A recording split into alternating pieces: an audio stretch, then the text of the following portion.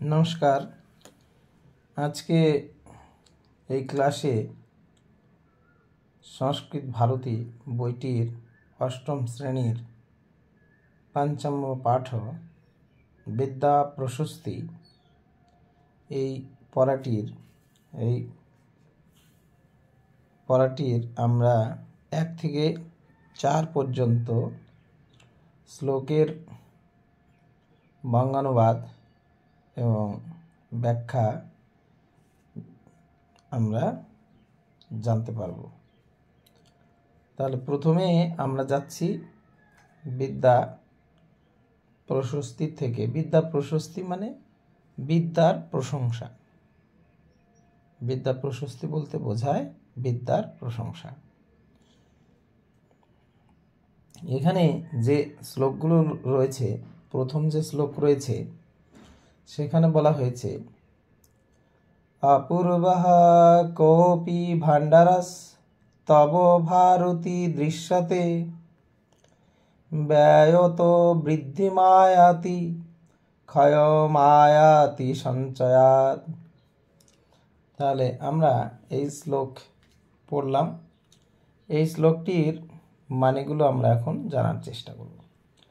আমাদের প্রথমেই একটা বিষয় জানা দরকার যে সংস্কৃত শ্লোকে যে শব্দগুলো থাকে সেগুলো বাংলা করার সময় আমাদের কিন্তু একটু সাজিয়ে নিতে হয়। কেন? কারণ হচ্ছে সংস্কৃত শব্দ এলোমেলো থাকে, কিন্তু এলোমেলো থাকলেও একই মানে বোঝায়।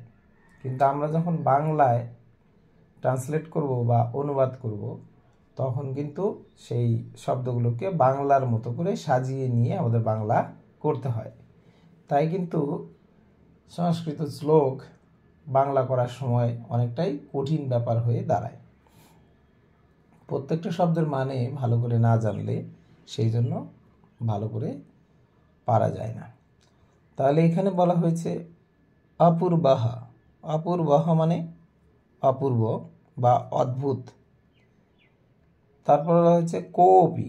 এখানে দুটি শব্দ রয়েছে, কহ প্লাস ওপি। এই দুটি শব্দ মিলে মানে হয় কোনো এক। বলা হয়েছে ভাণ্ডার, ভাণ্ডারস্তব। দুটি শব্দ রয়েছে, ভাণ্ডারঃ প্লাস স্তব। ভাণ্ডার মানে ভাণ্ডার, আর তব মানে তোমার, ভারতী মানে এই শব্দটি সম্বোধনে রয়েছে হে দেবী সরস্বতী। ভারতী মানে সরস্বতীরই নাম, এটি সম্বোধনে রয়েছে। তাহলে হে দেবী সরস্বতী।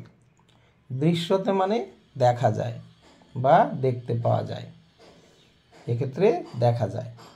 তাহলে এই উপরের লাইনটি যদি আমরা সাজাই তাহলে কীরকম হবে? বাংলা দিয়ে যদি আমরা আগে বলি তাহলে দাঁড়াবে হে দেবী সরস্বতী, তোমার কোনো এক অপূর্ব ভাণ্ডার দেখতে পাওয়া যায়। তাহলে আমরা কি বলবো?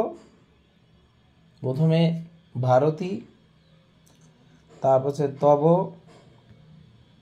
কোনো অপূর্ব বা কোপি অপূর্ব ভাণ্ডার দৃশ্যতে। তাহলে বাংলা মানে দাঁড়াচ্ছে, এই লাইনের মানে দাঁড়াচ্ছে হে দেবী সরস্বতী, তোমার কোনো এক অপূর্ব ভাণ্ডার দেখতে পাওয়া যায়। পরের লাইনে বলা হয়েছে ব্যয়ত। ব্যয়ত মানে ব্যয় করার ফলে। ব্যয়ত মানে হচ্ছে খরচ করার ফলে বা ব্যয় করার ফলে। বৃদ্ধি মায়াতি। দুটি শব্দ রয়েছে, বৃদ্ধি প্লাস আয়াতি। বৃদ্ধি মানে বৃদ্ধি, আয়াতি মানে আসে বা বৃদ্ধিপ্রাপ্ত হয়। তাহলে হচ্ছে খরচ করার ফলে বৃদ্ধিপ্রাপ্ত হয় বা বেড়ে যায়। তারপর বলা হয়েছে ক্ষয়মায়াতি সঞ্চয়াৎ। মানে এটিকে বাংলা করার সময় সঞ্চয়াৎ শব্দটিকে আগে নিব। তাহলে সঞ্চয় করার ফলে, সঞ্চয়াৎ মানে সঞ্চয় হতে বা সঞ্চয় করার ফলে ক্ষয়প্রাপ্ত হয়। ক্ষয়মায়াতি মানে ক্ষয় আসে, অর্থাৎ ক্ষয়প্রাপ্ত হয়। তাহলে আমরা কি বলবো, যে খরচ করার ফলে বৃদ্ধিপ্রাপ্ত হয়, সঞ্চয় করার ফলে ক্ষয়প্রাপ্ত হয়। তাহলে আমরা প্রথম শ্লোকের মানে জানলাম, তার একবার তোমাদের ভালো করে বলে দিচ্ছি। হে দেবী সরস্বতী, তোমার কোনো এক অপূর্ব ভাণ্ডার দেখতে পাওয়া যায়, যা, এটাকে আমরা ব্র্যাকেটের মধ্যে রাখবো, এখানে দেওয়া নেই, যা খরচ করার ফলে বৃদ্ধিপ্রাপ্ত হয় আর সঞ্চয় করার ফলে ক্ষয়প্রাপ্ত হয়। তাহলে এই শ্লোকটির বাংলা মানে আমরা জানলাম। এখন যদি আমরা এই শ্লোকের ভাব বিস্তার করি বা মর্মার্থ উদ্ধার করার চেষ্টা করি, তাহলে কি দাঁড়ায়, যে আমরা পৃথিবীতে যত ধন সম্পদ রয়েছে মানুষের, সেই ধন সম্পদগুলো আমরা যদি দেখি, তা কিন্তু যদি আমরা ভাগ বন্টন করে দেই বা খরচ করি, তাহলে কিন্তু সেগুলো ধীরে ধীরে কমে যায়। যত খরচ করব ততই কমে যায়। স্বাভাবিকভাবেই এইরকম জিনিস সহজে পাওয়া যায় না, যে যা দান করলে বেড়ে যায়। একমাত্র এই বিদ্যা অর্থাৎ জ্ঞান, এই দ্রব্যই রয়েছে বা এই জিনিসটি রয়েছে দেবী সরস্বতীর এক অপূর্ব দান, যা দান করলে বা আলোচনা করলে বা জ্ঞান বিতরণ করলে তার কখনো ঘাটতি হয় না, তা দিন দিন বেড়ে যায়। আবার যদি কেউ বিদ্যা অর্জন করে কিন্তু তা যদি কোনো জায়গায় আলোচনা না করে বা বিতরণ না করে, সেই বিষয়ে আলোচনা না করে, তাহলে কিন্তু সেই রপ্ত করা বিদ্যা তা কিন্তু ধীরে ধীরে স্মৃতি থেকে মুছে যায়, অর্থাৎ ধীরে ধীরে ক্ষয়প্রাপ্ত হয়ে যায়, কমে যায়। তা আমরা এক অদ্ভুত জিনিস আমরা এই বিদ্যার মধ্যে পাই, জ্ঞানের থেকে পাই, যা সরস্বতী দেওয়া, যা হচ্ছে দান করার সঙ্গে সঙ্গে বাড়ে এবং সঞ্চয় করার সঙ্গে সঙ্গে কমে যায়। তাই সকল ছাত্রছাত্রীদের আমরা বলবো যে সকল ছাত্রছাত্রীদের পড়াশোনার জীবনে বা সারা জীবনব্যাপী এই বিদ্যা অর্জন করা জরুরি বা বিদ্যা অর্জন করা উচিত। কারণ এই বিদ্যা যত আমরা অর্জন করব এবং তা দান করব, তার ফলে আমাদের আরও জ্ঞানের পরিধি বৃদ্ধিপ্রাপ্ত হবে। এই শ্লোকের মধ্য দিয়ে এর যে তাৎপর্য বা যা বোঝাতে চেয়েছে, ঠিক সেই বিষয়ে কিন্তু তোমাদের মোটামুটি আলোচনা করে দেওয়া হলো। এবার আমরা আসছি দ্বিতীয় নাম্বার শ্লোকে। দ্বিতীয় নাম্বার শ্লোকে বলা হয়েছে, আলস্য কুত বিদ্যা চা অবিদ্যাস্য কুত ধনম ধনস্য কুত মিত্রম অমিত্রস্য কুতঃ সুখম। তাহলে আমরা দ্বিতীয় শ্লোকটি পড়লাম, তোমাদের আরেকবার পড়ে শোনাচ্ছি। আলস্য কুত বিদ্যা চা বিদ্যস্য কুত ধনম ধনস্য কুত মিত্রম অমিত্রস্য কুতঃ সুখম।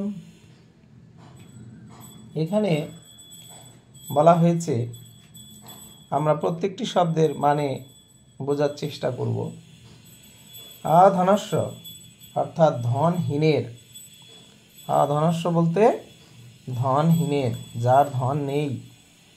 ভুল বললাম, দ্বিতীয় লাইনে ভুল করে গেছি, প্রথম লাইনে থেকে আমরা শুরু করব। আলস্য, আলস্য মানে অলস ব্যক্তির, কুত মানে কোথায়, বিদ্যা মানে বিদ্যা। তাহলে অলসের কোথায় বিদ্যা। চ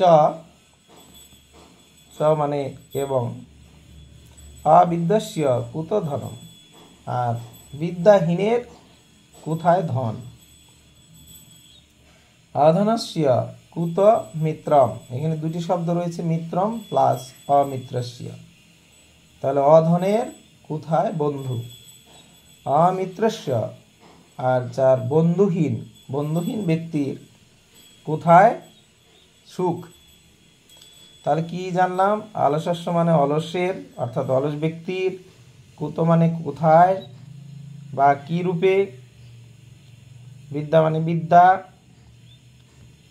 চা বিদ্যাস্য এবং বিদ্যাহীনের কুত মানে কোথায় বা কি রূপে, ধনম মানে ধন, কি রূপে ধন।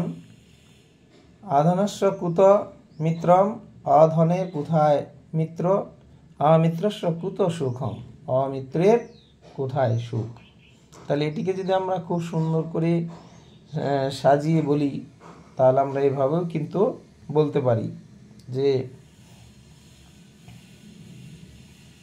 অলসের বিদ্যা, অলস ব্যক্তির বিদ্যা কি রূপে সম্ভব বা কি রূপে হবে বা কি রূপে সম্ভব, এবং অবিদ্যস্য অর্থাৎ বিদ্যাহীনের ধন কি রূপে হবে বা কি রূপে সম্ভব। তারপর বলা হয়েছে অধনস্য কুত মিত্রম, অধনের অর্থাৎ ধনহীন ব্যক্তির মিত্র লাভ, বন্ধু কিভাবে হবে বা কিরূপে সম্ভব। অমিত্রস্য কুত ধনম অসুখম, আর বন্ধুহীনের সুখ কিরূপে সম্ভব হবে, কিরূপে সম্ভব হবে। তাহলে আমরা এই 2 নম্বর শ্লোকের যে অর্থ সেগুলো কিন্তু আমরা জানলাম। তাহলে কি বলা হলো, যে অলস ব্যক্তির বিদ্যা কিরূপে সম্ভব, আর বিদ্যাহীন ব্যক্তির ধন কিরূপে সম্ভব হবে, আর অধন বা ধনহীন ব্যক্তির বন্ধু কিরূপে সম্ভব হবে, আর বন্ধুহীনের সুখ কিভাবে সম্ভব হবে বা সুখ লাভ কিভাবে সম্ভব হবে। তাহলে আমরা এই শ্লোকের মানেও জানলাম। এখন এর তাৎপর্য বা এই শ্লোকের মর্মার্থ যদি বোঝার চেষ্টা করি, তাহলে আমরা এটাই জানতে পারবো যে বিদ্যা অর্জন বা আমাদের কোনো একটি কর্ম করে আমরা যদি সাফল্য পেতে চাই, তাহলে কিন্তু আমাদের মধ্যে অলসতা থাকলে সেটা কিন্তু সম্ভব নয়। ঠিক সেরকমভাবেই বিদ্যা অর্জনের ক্ষেত্রেও যদি আমাদের অলসতা আসে, তাহলে কিন্তু আমাদের বিদ্যা লাভ করা সম্ভব হবে না। আর বিদ্যা লাভ যদি না হয়, তাহলে কিন্তু আমাদের সেই বিদ্যাকে কাজে লাগিয়ে আমাদের মানে ধন সম্পদ আসে। আর যদি আমরা বিদ্যা অর্জন করতে না পারি, তাহলে আমাদের ধনও কিন্তু অর্জন করা সম্ভব হবে না। যার অর্থ নেই অর্থাৎ অর্থহীন ব্যক্তি, সে সমাজের মানুষের সঙ্গে বন্ধুত্ব করবে কী রূপে? কেউ তার সঙ্গে সেভাবে বন্ধুত্ব করবে না, কারণ অর্থের বিনিময়ে কিন্তু মানুষের সম্পর্ক গড়ে ওঠে। তাহলে যদি অধন ব্যক্তি থাকে, ধনহীন ব্যক্তি থাকে, তাহলে তার কিন্তু কখনোই বন্ধুত্ব বা বন্ধু লাভ করা সম্ভব হয়ে ওঠে না। সেরকমভাবে যদি দেখি যে যার বিদ্যা নেই তার ধন লাভ হচ্ছে না, আবার যার ধন নেই সে ব্যক্তি কখনো বন্ধু হচ্ছে না, আর বন্ধু যার নেই, এই এত কোটি কোটি লোকের মাঝে এত সুন্দর পৃথিবীর মধ্যে যার বন্ধু নেই, তার মনে হবে এই পৃথিবীতে তিনি যেন একাকিত্ব বোধ করবে। একাকিত্ব বোধ যে ব্যক্তি করে থাকে, তার কখনোই কিন্তু সুখ অনুভব করা সম্ভব নয়। এই শ্লোকের মধ্য দিয়ে সেটাই বোঝানো হয়েছে। তাহলে এখানে যেটি প্রকৃত অর্থে বোঝাতে চেয়েছে যে আমাদের বিদ্যা অর্জনের ক্ষেত্রে কখনোই অলসতা করা উচিত নয়, অলসতাকে উপেক্ষা করে আমাদের বিদ্যা অর্জন করা উচিত, এই বিষয়ই এই শ্লোকের মধ্য দিয়ে বোঝানো হয়েছে। তাহলে আমরা 2 নম্বর শ্লোক পর্যন্ত শ্লোকের অর্থ, বাংলা অর্থ এবং তার তাৎপর্য সেগুলো কিন্তু আমরা জানলাম। এবারে আমরা যাচ্ছি 3 নম্বর শ্লোকে। 3 নম্বর শ্লোকে বলা হয়েছে সর্বদ্রব্যেষু বিদ্যৈব দ্রব্যমাহুরনুত্তমম আহার্যোত্তাৎ অনর্ঘত্বাৎ অক্ষয়ত্বাচ্চ সর্বদা। তাহলে এই 3 নম্বর শ্লোকে যে কথাগুলো বলা হয়েছে, প্রথমে বলা হয়েছে সর্বদ্রব্যেষু। সর্বদ্রব্যেষু মানে সকল দ্রব্যের মধ্যে, বিদ্যৈব এখানে দুটি শব্দ রয়েছে, বিদ্যা প্লাস এব, অর্থাৎ বিদ্যাই, বিদ্যা তার শেষে রস্যই যোগ করতে এব শব্দটি যোগ করতে হয়। তাহলে বিদ্যাই, দ্রব্যম মানে দ্রব্য, এখানে 3টি শব্দ রয়েছে, দ্রব্যম প্লাস আহু প্লাস অনুত্তমম। তার মানে দ্রব্যম মানে দ্রব্য, আহু মানে বলা হয়ে থাকে, অনুত্তমম মানে শ্রেষ্ঠ, সর্বশ্রেষ্ঠ। তাহলে কি বলা হয়ে থাকে? অনুত্তমম এর মধ্য দিয়ে বলা হয়েছে অতি উত্তম বা সর্বোৎকৃষ্ট। তাহলে আমরা এই লাইনটির মানে আরেকবার বলছি, সর্বদ্রব্যেষু মানে সকল দ্রব্যের মধ্যে, বিদ্যৈব মানে বিদ্যায়, দ্রব্যম মানে দ্রব্য, আহু মানে বলা হয়ে থাকে, অনুত্তমম মানে অতি উত্তম বা সর্বশ্রেষ্ঠ। তারপর বলা হয়েছে এই যে বড় একটি শব্দ রয়েছে, এটিকে যদি আমরা ভাঙি 4টি শব্দ পাবো, আহার্যোত্তাৎ, অনর্ঘত্বাৎ, তারপর হচ্ছে অক্ষয়াত্তাচ্চ, অক্ষয়াত প্লাস চ, এই 4টি শব্দ রয়েছে। আহার্যোত্তাৎ মানে হচ্ছে চুরি না হওয়া, চুরি করে না নিয়ে যাওয়া, চুরি করে না নিয়ে যাওয়া বা চুরি না হওয়ার কারণে, চুরি না হওয়ার কারণে। অনর্ঘত্বাৎ মানে মহামূল্যবান, অনর্ঘত্বাৎ মানে মহামূল্যবান হওয়ার কারণে, মহামূল্যবান হওয়ার কারণে। তারপর হচ্ছে অক্ষয়াত চ এবং ক্ষয়প্রাপ্ত না হওয়ার কারণে। সর্বদা, সর্বদা মানে সবসময়, অনুত্তমম মানে অতি উত্তম দ্রব্য। তার এটির মানে দাঁড়াচ্ছে যে সকল দ্রব্যের মধ্যে বিদ্যাকেই অতি উত্তম দ্রব্য বলা হয়, আর কারণ চুরি না হওয়া, ক্ষয় না হওয়া এবং সবসময় অমূল্য থাকে। এই লাইনটি আরেকবার বোঝার চেষ্টা করো, বেশ কঠিন লাইন, তাহলে তোমাদের ভালো করে মনে রাখতে হবে যে সকল দ্রব্যের মধ্যে বিদ্যাই হচ্ছে অতি উত্তম দ্রব্য, এটি বলা হয়ে থাকে। এটি চুরি না হওয়ার কারণে এবং ক্ষয়প্রাপ্ত না হওয়ার ফলে, আর হচ্ছে অতি মূল্যবান হওয়ার কারণে, সব সময়ের জন্য বা সর্বদাই, সর্বদা এটি হচ্ছে উত্তম দ্রব্য, অর্থাৎ বিদ্যাই হচ্ছে শ্রেষ্ঠ দ্রব্য, এই জিনিসটি এখানে বলা হয়েছে।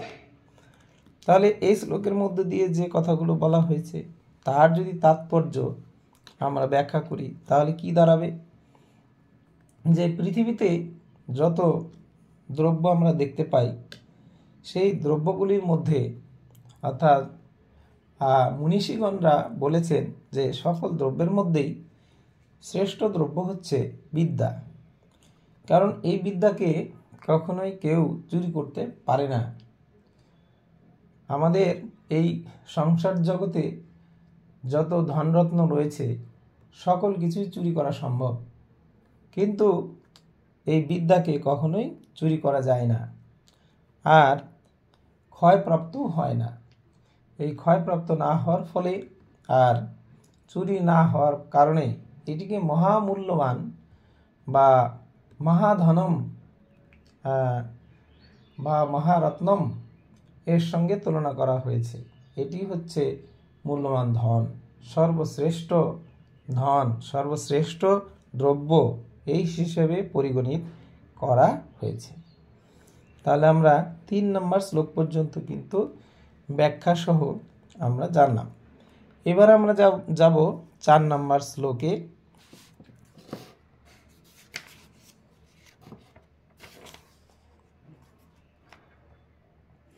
4 নম্বর শ্লোকে বলা হয়েছে জ্ঞাতিভীর বন্টয়তে নৈব চোরেনাপি ন নিয়তে নানেন ন ক্ষয়ং ইয়াতি বিদ্যারত্নং মহাধনম।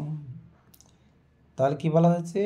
জ্ঞাতিভীর বন্টয়তে নৈব চোরেনাপি ন নিয়তে দানেন ক্ষয়ং ইয়াতি বিদ্যারত্নং মহাধনম। অর্থাৎ এখানে যদি আমরা এই শব্দগুলোকে ভেঙে ভেঙে আমরা অর্থ করার চেষ্টা করি, তাহলে এখানে দেখা যাবে যে জ্ঞাতিভি প্লাস বন্টয়তে, এখানে দুটি শব্দ রয়েছে।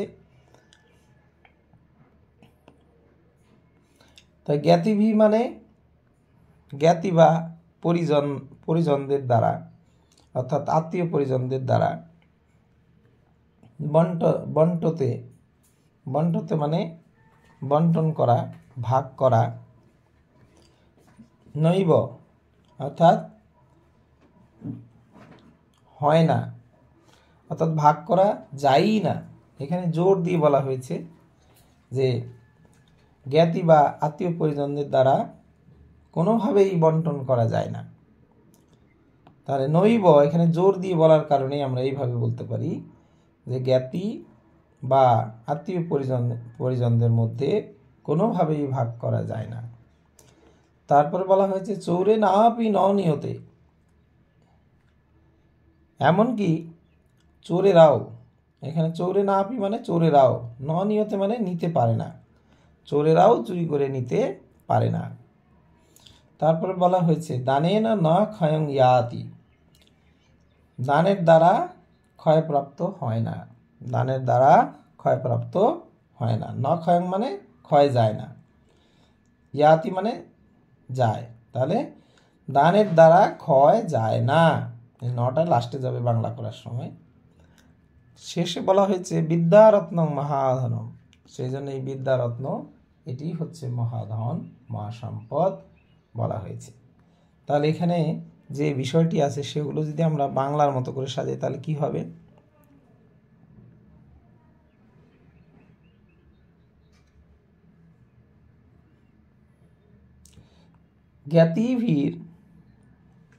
জ্ঞাতিভীর বন্টতে ন এব, অর্থাৎ জ্ঞাতি বা আত্মীয় পরিজনদের দ্বারা কোনোভাবেই বন্টন করা যায় না। চৌরে না আপনি ন নিয়তে, চোরেরাও নিতে পারে না, চুরি করে নিতে পারে না। তারপর বলা হয়েছে দানে ন, অর্থাৎ দানের দ্বারা ন ক্ষয়ং ইয়াতি। তাহলে এটাকে যদি আমরা বাংলা মতো করে সাজাই তাহলে দাঁড়াবে দানে ন ক্ষয়ং ইয়াতি ন, অর্থাৎ দানের দ্বারা ক্ষয় যায় না। বিদ্যারত্ন মহাধনম, বিদ্যারত্ন হচ্ছে মহাধন। তাহলে আমরা এটি জানলাম এই শ্লোকের বাংলা অর্থ। এখন আমরা যদি এর ভাব বিস্তার করি তাহলে আমাদের এই বিষয়গুলি উঠে আসবে যে আমরা যেহেতু মানুষ, এই পৃথিবীতে মানুষ সুন্দর সামাজিক জীব, সমাজবদ্ধভাবে বাস করে, কিন্তু এই সামাজিক জীবের মধ্যেও সম্পদ আদি নিয়ে অনেক সময়ই কলহ বিবাদ তৈরি হয়। কারণ পিতামাতার সম্পদ সন্তানদের সম্পদ পরবর্তীতে হয়, বা সেই পিতামাতার সম্পদ সমবন্টনের দ্বারা তা গ্রহণ করে। সেই পিতামাতার সম্পদ বন্টন করার সময়ও ভালো মন্দ বিষয় নিয়ে কখনো বা কম বেশি নিয়ে কখনো আত্মীয় পরিজনদের মধ্যে, সন্তানাদিদের মধ্যে বিবাদ তৈরি হয়। আর সেই সম্পদ যদি বাড়িতে গচ্ছিত থাকে, সেই গচ্ছিত সম্পদ অনেক সময় দুষ্টু লোক বা চৌর্যবৃত্তি যারা গ্রহণ করেছেন এমন ব্যক্তিরা সেই সম্পদ কিন্তু চুরি করেও অনেক সময় নিয়ে যায়। যার ফলে এই ধন সম্পদ এগুলো সবই হচ্ছে অস্থায়ী বস্তু, কখনো আছে কখনো নেই, অর্থাৎ এই আছে এই নেই, এরকম সম্পদ সবসময় চঞ্চলভাবে থাকে। কিন্তু মা সরস্বতীর বা দেবী সরস্বতীর এক অদ্ভুত দান, যাকে বিদ্যা বলা হয়েছে, এই বিদ্যা কখনো আত্মীয় পরিজনদের মধ্যে যদি কেউ সুশিক্ষিত হয়, সেই সুশিক্ষিত ব্যক্তির কাছ থেকে কিন্তু সেই বিদ্যা কখনো বন্টন করে নিতে পারে না। ধন সম্পদ বন্টন করা যায় বটে, কিন্তু বিদ্যা কখনো বন্টন করা যায় না। আবার চোরেরাও বাড়িতে প্রবেশ করে মালিকের অলক্ষ্যে তারা কিন্তু সম্পদ আদি সব লুটপাট করে বা চুরি করে নিয়ে যেতে পারে। কিন্তু এই বিদ্যা ধীরে ধীরে গ্রহণ করা বিদ্যা, এই বিদ্যা কিন্তু কোনোভাবেই আত্মীয় পরিজনরাও যেমন নিতে পারে না, চোরেরাও নিতে পারে না। আর এমনই এক অপূর্ব বিদ্যা, যা দান করার ফলে মানুষের সঙ্গে জ্ঞান বিনিময় হলে তা ধীরে ধীরে বেড়ে যায়। সেই জন্য শেষে মনীষীগণ এই শ্লোকের শেষে এই বিদ্যাকে বলা হয়েছে বিদ্যারত্ন মহাধনম, অর্থাৎ এই বিদ্যাকে রত্নের সঙ্গে তুলনা করা হয়েছে। এই রত্ন কিরকম? মহাধনম, অর্থাৎ শ্রেষ্ঠ ধন বলে এখানে পরিগণিত করা হয়েছে। এর উপরে কোনো ধন নেই পৃথিবীতে, বিদ্যার সমতুল্য কোনো ধন নেই। এইখানে কিন্তু মনীষীরা এরকম একটা সিদ্ধান্ত দিয়েছেন। তাহলে আমরা এই শ্লোকের মধ্য দিয়ে সেই বিষয়গুলো জানলাম। তাহলে আমরা বিদ্যা প্রশস্তি পঞ্চম পাঠের এই শ্লোকের 1 নম্বর শ্লোক থেকে 1, 2, 3, 4 পর্যন্ত আমাদের কিন্তু ক্লাস হলো। আশা করি তোমরা এই ক্লাস যদি খুব ভালো করে শোনো, তাহলে কিন্তু তোমরা খুব সুন্দরভাবে বুঝতে পারবে। আর যদি কোথাও কোনো অসুবিধা হয় তাহলে তোমরা অবশ্যই কমেন্ট করবে। তার সঙ্গে তোমাদের জন্য এই ক্লাসগুলো দেওয়া হচ্ছে তোমাদের উপকারের জন্য। তোমরা অবশ্যই সাবস্ক্রাইব তো অবশ্যই করবে, লাইক করবে, আরও অনুপ্রেরণা দিবে, যাতে আরও ভালো ভালো ক্লাস, আরও সমৃদ্ধ অন্য ক্লাস বা উন্নত মানের ক্লাস আরও দিতে পারি। তার জন্য উৎসাহ, অনুপ্রেরণা তোমরা দিলে তাহলে নিশ্চয় আমি আরও ভালো ভালো ক্লাস দিতে সক্ষম হব। সবাইকে ধন্যবাদ। সবাই ভালো থাকবে। নমস্কার।